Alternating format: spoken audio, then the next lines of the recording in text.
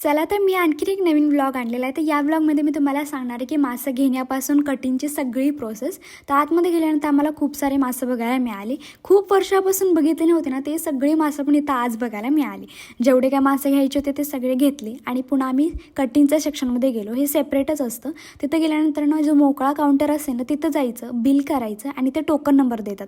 Bill आपण तिथं भरायचं आणि साईडला वेटिंगच्या एरियामध्ये बसायचं.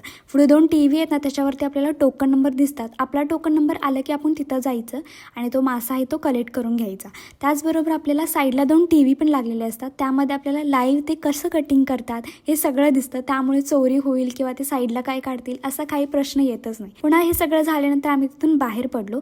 घरी गेल्यानंतर आम्हाला समजतं की थोडे मसाले कमी पडतात. त्यामुळे मसाला घेण्यासाठी आम्ही पुन्हा दुसरीकडे जातो. मसाले वगैरे सगळे घेतो, घरी येतो, मासा वगैरे सगळं बनवतो.